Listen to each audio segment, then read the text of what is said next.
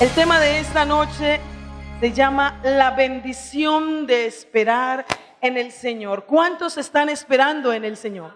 ¿Cuántos esperan en el Rey de Reyes? ¿Sabe? Esperar es lo más tedioso, es lo más desesperante que hay. Es tan desesperante que cuando nosotras quedamos embarazadas las mujeres y el estómago ya está muy grande, nuestro vientre está muy grande, y le dice a uno el médico, ya tiene 40 semanas o 41 o 39 y uno ya camina diferente. ¿Por qué camina uno diferente? Porque está esperando un bebé y ya queremos verlo y ya no queremos estar más porque nos pesa. Y esperar y caminamos de una forma extraña.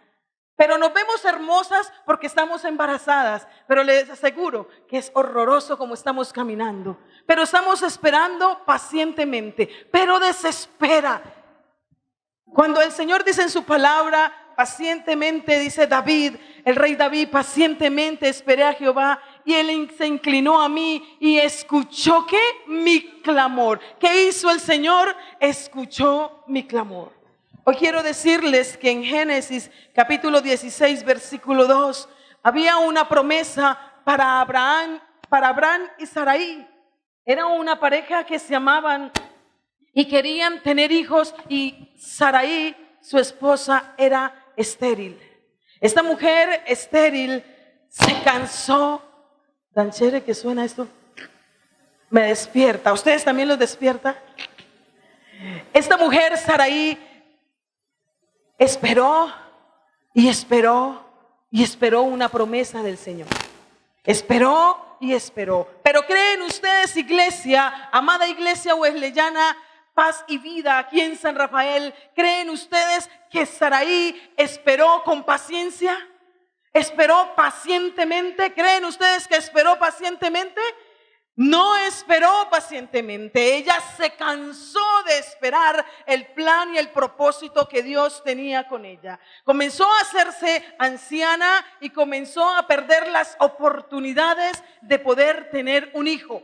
Ya la costumbre de las mujeres no aparecía por ningún lado, y me imagino que también el deleite ya no estaba en ella.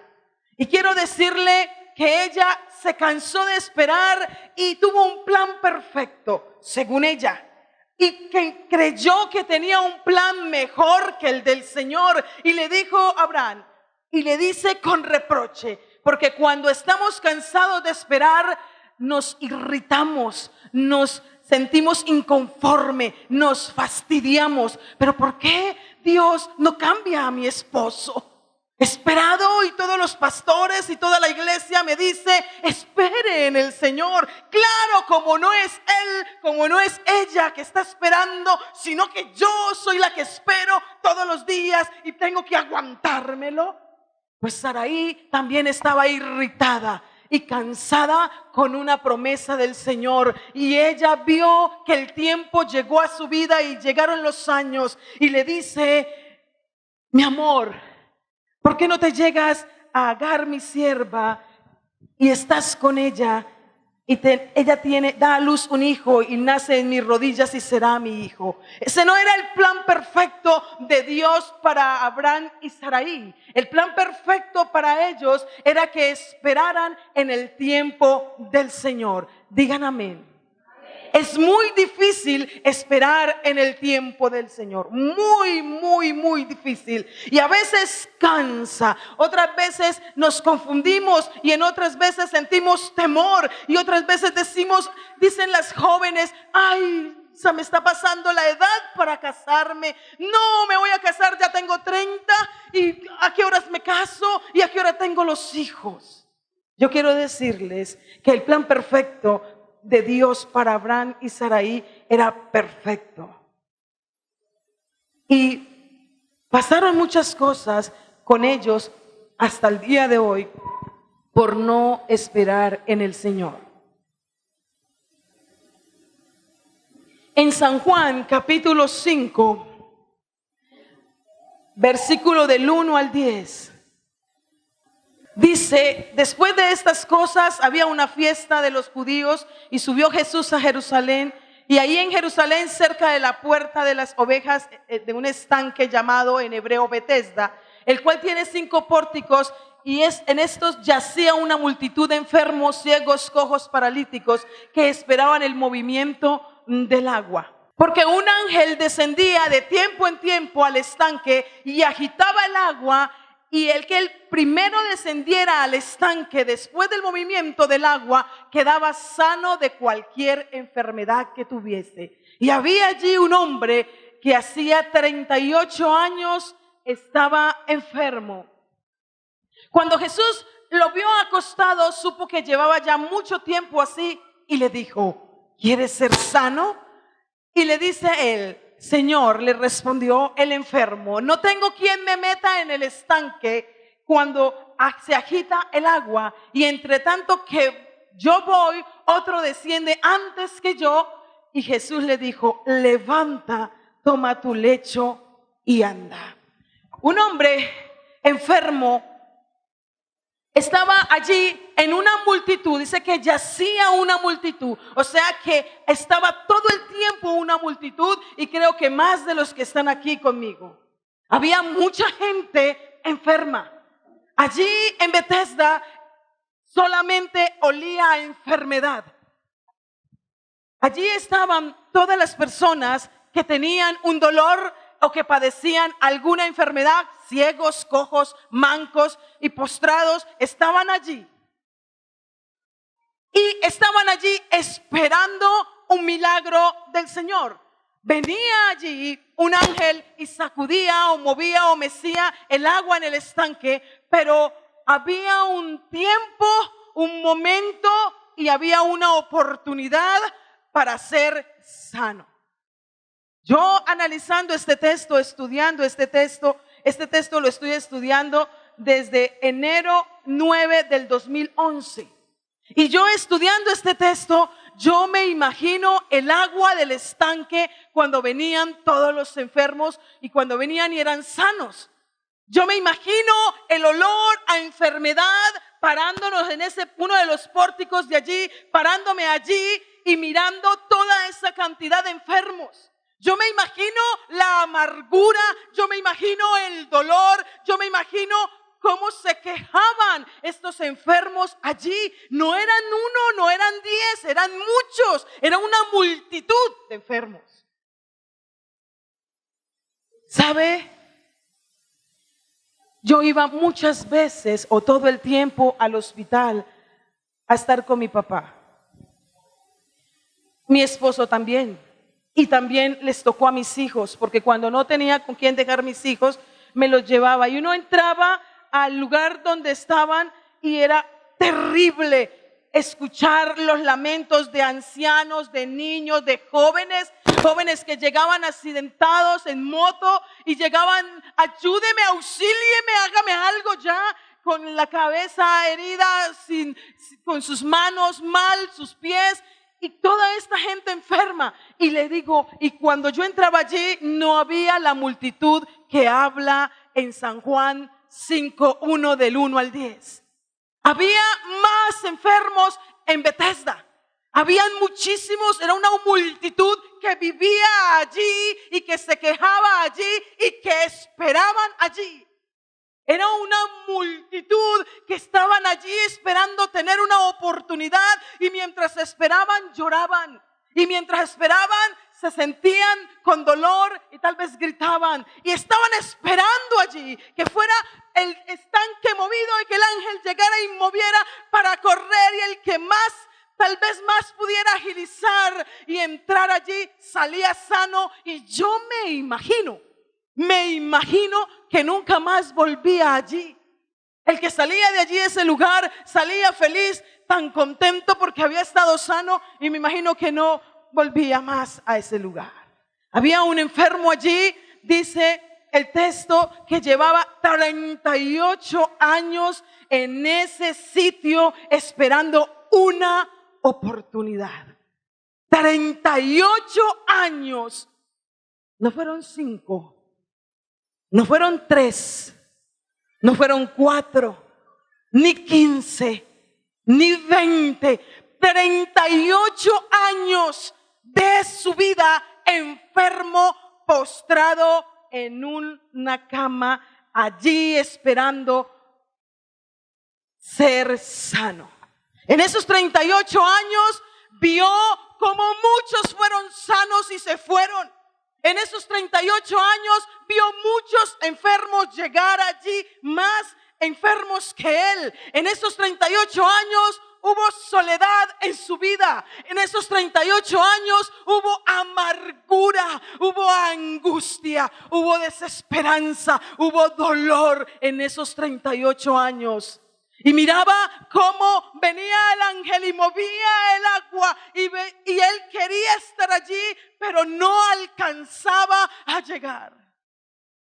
Como muchos de nosotros, como muchos de los que están aquí conmigo, o como en muchas ocasiones me ha pasado a mí, de esperar en el Señor y ver cómo otros triunfan o cómo a otros se les solucionan las situaciones o hay un milagro en ellos y a nosotros no.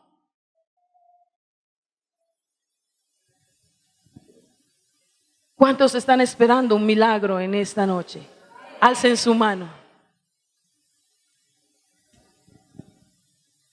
¿Cuántos están esperando ser sanos? ¿Cuántos están esperando tener un milagro del Señor, como una casa, como pagar la universidad de sus hijos, como un milagro, como esperar ver sus hijos convertidos al Señor? ¿Cuántos lo están esperando?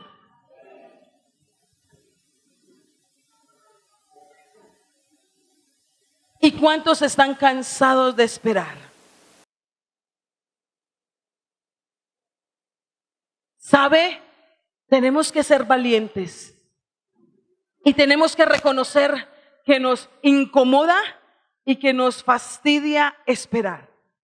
Es tan incómodo esperar que si el bus que va a salir para Medellín no llega puntual, usted va y le reclama y le dice: es que yo compré el tiquete para las 7 de la mañana porque el bus no ha salido. ¿Sí o no? ¿Lo han dicho o no? ¿Lo han hecho o no? Si va a pasar donde nosotros vivimos, bueno, para pasar el Metrolínea o para pasar el vehículo que nosotros necesitábamos, pasa 5 minutos tarde y nosotros ya nos subimos al autobús haciéndole mala cara al conductor porque no llegó puntual. No nos gusta esperar, nos incomoda esperar, nos fastidia esperar. ¿Sabe? Leyendo este pasaje, estudiando este pasaje, me doy cuenta que a muchos cristianos se han irritado con Dios. Escúchenme bien, muchos cristianos se han irritado con Dios porque han esperado en Él y no han visto respuesta. Y se han molestado con el Señor y nos hemos molestado con el Señor. Y le hemos dicho: Señor, pero es que yo fielmente te estoy sirviendo. Señor, es que yo fielmente voy a la iglesia. Señor, es que yo estoy fielmente con los diezmos y las ofrendas. Y estoy esperándote y ya llevo 10 años.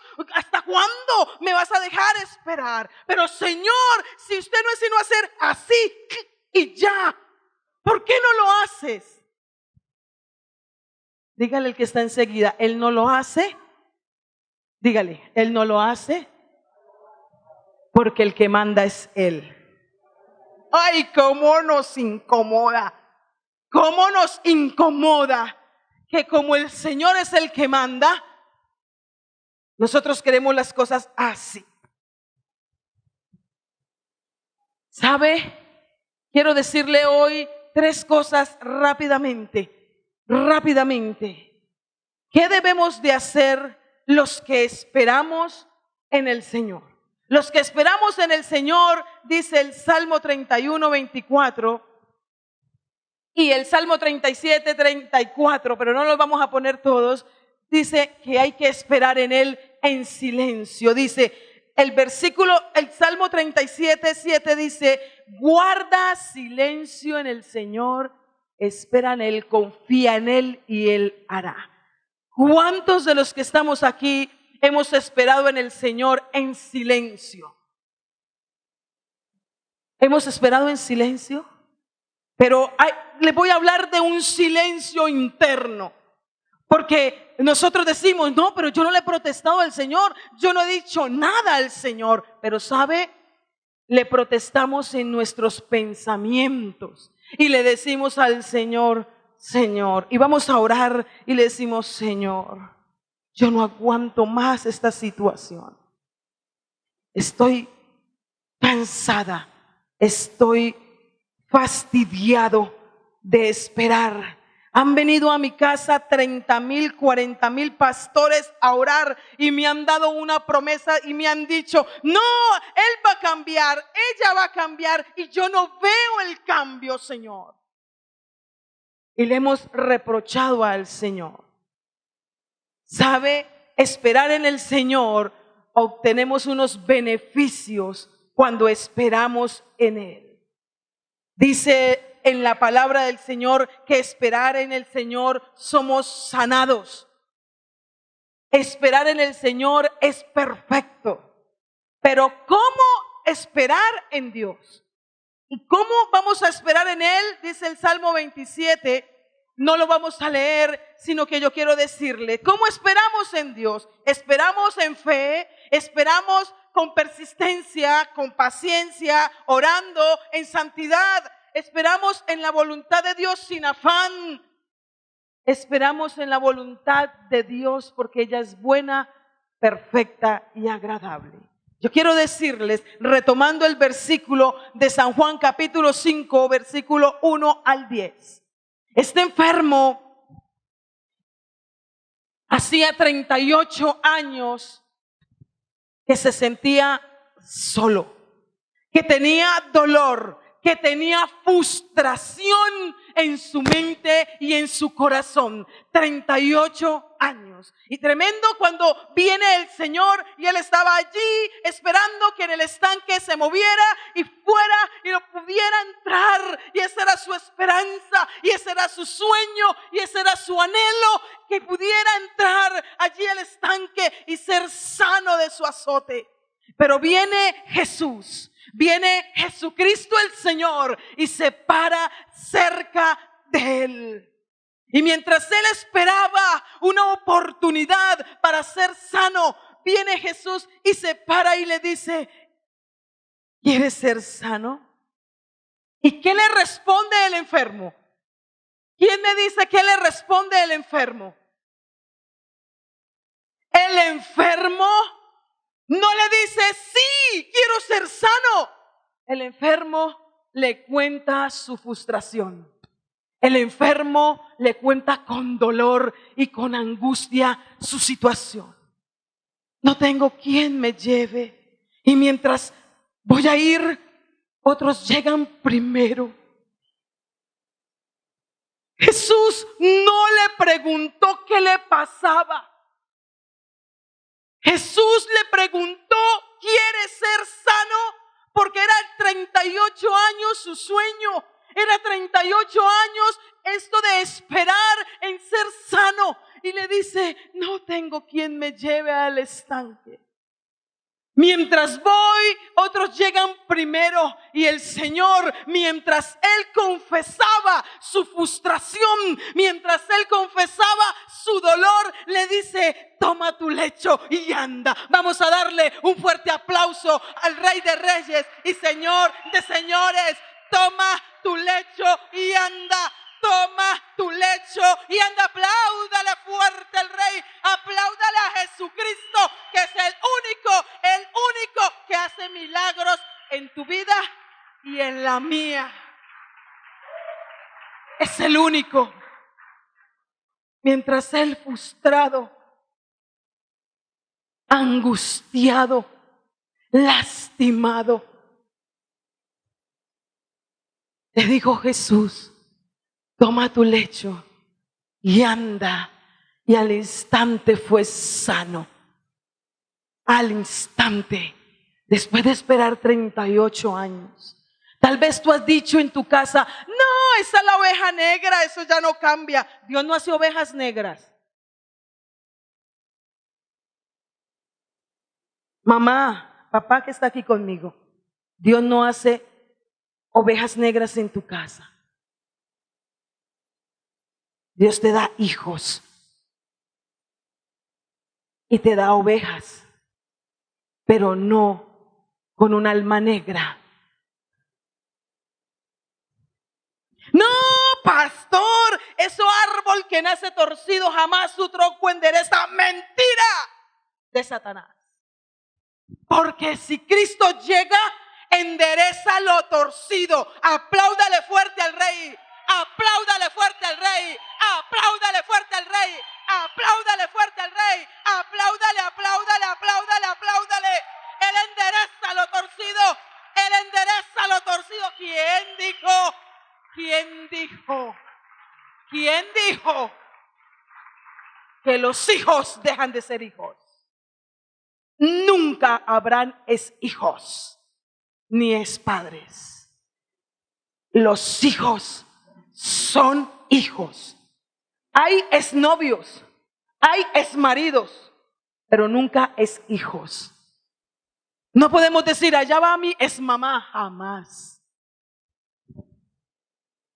Allá va mi expapá, nunca. Y si a este hombre que tenía 38 años de estar enfermo y postrado, y tal vez los médicos decían que ya era imposible porque tenía crónica su enfermedad, Jesucristo dijo, toma tu lecho y anda. Apláudale fuerte al Rey. Toma tu lecho y anda. Apláudale fuerte a Cristo. Apláudale, apláudale, apláudale al Rey. Apláudale al Señor, que es el único que arregla todas las cosas. Mi padre se fue y nos abandonó 32 años. Cuando yo pastoreé aquí junto con mi esposo,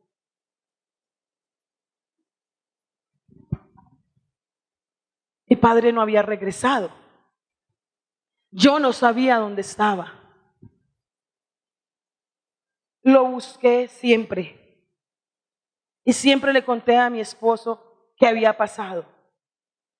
Yo tuve una ejemplar madre y muchos de los que están aquí conmigo conocieron a mi madre. Una ejemplar madre. Siempre me enseñó a amar a mi papá y me decía estas palabras. Él vendrá un día y ese día que venga, anciano y enfermo, tú lo vas a ayudar y tú lo vas a sepultar. Yo le decía, sí, mamá, pero yo no pensé que esto se fuera a hacer realidad. Después de estar en Bucaramanga, mi padre llega un día, y bueno, no quiero alargarme cómo sucedió, después te lo cuento. El hecho fue que llegó a vivir a Bucaramanga y vivió 6 años. Y en esos 6 años, Dios me dio la oportunidad de poderme perdonar con mi padre y de poder cosas que estaban muy ocultas en mi corazón y muy profundas que solamente Dios y mi esposo y mi madre lo sabían. Pudo Dios hacer este proceso en nosotros. Mi padre estuvo en cuidados intensivos 6 veces y las 6 veces yo llegué al hospital, oré por él y le decía al Señor, Señor, resucítalo, y lo resucitaba. Las 6 veces. La última vez que ya estaba muy delicado, estuvimos hablando y yo lo miré y yo le dije al Señor, sí, Señor, ya te lo vas a llevar. Mi padre era católico, fue católico toda su vida.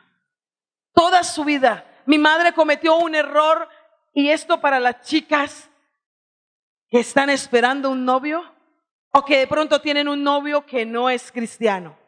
Esto sí me voy a detener a decírselos. Mi madre era una jovencita hermosa, rubia, de ojos verdosos, hermosa, que cantaba en el coro. Y mi papá era un hombre inconverso católico y comenzó a cortejarla. Y mi madre se unió con él y se casó con él cuando el pastor de la iglesia le dijo que no lo hiciera. Mi padre nunca quiso ser cristiano en su vida.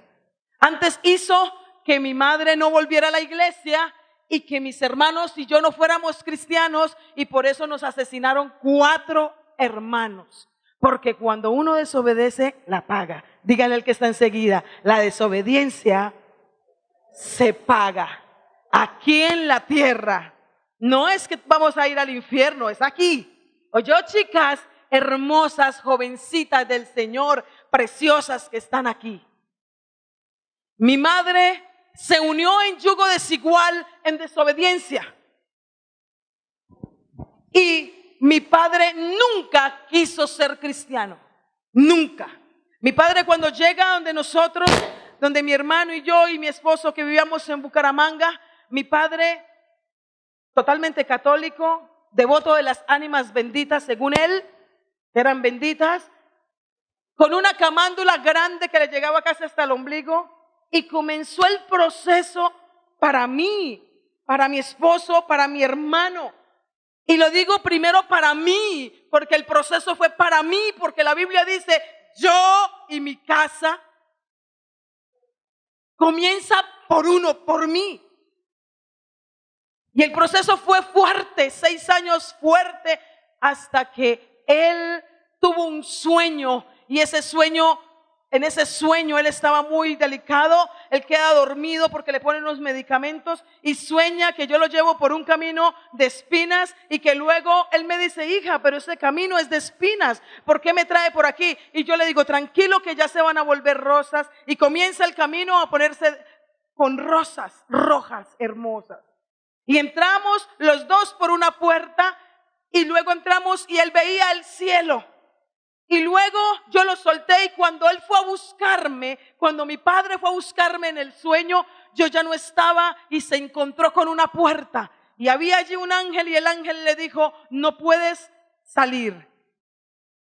Tú te quedas aquí, y ella todavía no puede entrar, ella se devuelve. Cuando mi padre vuelve en sí, me cuenta el sueño y me dijo, hija, gracias por este tiempo que me soportaste, por este tiempo que hice pasar enojos en usted y que usted se molestaba mucho porque me sacaba unas. Pero hija, gracias porque usted es la que me lleva al cielo. Mi padre dejó las tales ánimas benditas, dejó la camándula y comenzó a hacer la oración de fe seguido, siempre haciendo la oración de fe. Recibió a Jesucristo el Señor y murió el 8 de octubre. ¿Eso fue el lunes? ¿El lunes? El lunes 8 de octubre a las 10:20 de la mañana, y se fue con el Señor. Duele estas situaciones. Duelen muchísimo. Me dio a mi esposo, a mí, a mi hermano, nos dio dolor ver lo que se iba. Pero ¿sabe? Dios tenía un propósito con él. ¿Qué es lo que le quiero enseñar a las niñas que les dije empezando la historia? No se unan en yugo desigual. No busquen chicos afuera de la iglesia. Pregúntenle a su pastor y a su pastora si a usted le conviene ese chico. No tengan novios afuera. No lo hagan. No lo hagan. Porque si uno sufre en la voluntad de Dios, ¿cómo será en yugo desigual? Chicas y chicos que están aquí, escúchenme hoy. Escúchenme hoy. No se metan en camisa de 11 varas. No le busquen 3 patas al gato teniendo 4. Pastora, pero es que es tan lindo, me encanta. Y sus pantalones aquí y cómo camina. Si se ponen los pantalones aquí, puedes imaginarte para ti. Pastora, a mí me lo dicen en la iglesia. ¿Huele? Pastora, es que, mire, ¿sabe qué? yo le voy a decir algo del Señor. Con todo respeto, pastora, yo sé que Dios a usted le muestra muchas cosas, pero yo le voy a decir, ¿sabe? Dios me lo regaló y me lo presentó. Y Dios permitió que Él fuera mío. Y Él me ama solamente a mí. Es lindo. Me manda unos mensajes por WhatsApp. Usted supiera los detalles. Pero hija, tu suegro y tu suegra son del diablo.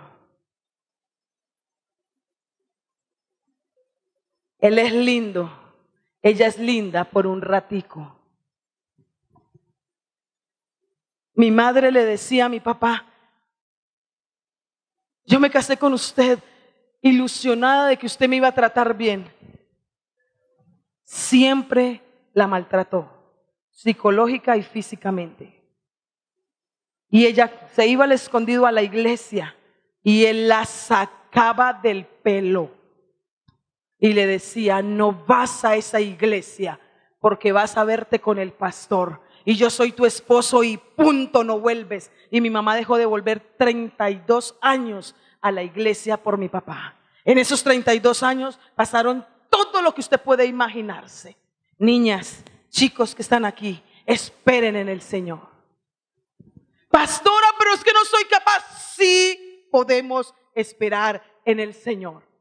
Sí podemos hacerlo. Sí podemos esperar. Esperar en el Señor trae bendición. Este enfermo esperó 38 largos años de su vida, una oportunidad. Y yo me imagino que como estaba en el pórtico, miraba hacia el frente del estanque y decía, de aquí no me trasladan porque aquí está mi bendición. Aquí yo tengo que esperar. He visto muchos enfermos ser sanos, cojos, ciegos, mancos. Los he visto ser sanos. Yo de aquí no me voy, aquí espero. Y no fue como él pensaba. No fue cuando el ángel movió el agua del estanque, sino cuando vino Jesús y le dijo, levanta tu lecho y anda. Padres que están aquí conmigo, no digan estas palabras. Ay, es que como él ya está grande y él está grande, es que hagan lo que quiera, que se vaya y se novia. No. No les dé la oportunidad a sus hijos de salir de la casa e irse con un impío. No se lo dé. No le dé la oportunidad. Téngala en su casa. Téngalo en su casa. Frénelo. Usted y yo somos los padres. Usted y yo somos los responsables delante de Dios el futuro de nuestros hijos. Sosténgalo. ¿Cuántos padres y madres hay aquí conmigo? Sosténgalo. No le dé la oportunidad. Sosténgalo. Pero pastora, ¿la amarro? ¿Lo amarro? ¿Lo dejo con llave? No, le tengo una solución. Ayune y ore. Mire, les voy a contar una anécdota de mi hijo Juan. Mi hijo Juan Marcos corría para un lado, corría para el otro, y yo en plenas predicaciones y él para allá y para acá. Y yo apenas lo volteaba a mirar que me lo tragaba. Y yo aquí ministrando y él por allá. Y yo apenas le hacía a mi esposo que me ayudara. Y un día le dije, Espíritu Santo, ¿qué hago? Y me dijo, yo le da un poder a usted en su boca, utilícelo. Y entonces estaba molestando para allá y para acá. Y lo volteo a mirar y le digo, te sientas en la silla y quedas atado a la silla en el nombre de Jesús y de ahí no te mueves hasta que termine. Y quedó. Y se terminó de ministrar. A mí se me olvidó que él estaba ahí. A mí se me olvidó en eso de que aquí, que allá. Cuando mamá, suélteme yo. Y yo, ay sí, mi amor, en el nombre de Jesús queda suelto. Se fue corriendo. Ustedes y yo tenemos la autoridad para hacerlo. ¿Qué es que se quiere ir? Usted se para en la puerta y le dice, esa puerta no se abre y ahí hay 2 ángeles de Dios guerreros y tú no puedes salir, y si pasas esa puerta te devuelves espantada o espantado. Tenemos un poder de Dios. Démosle un fuerte aplauso al Señor.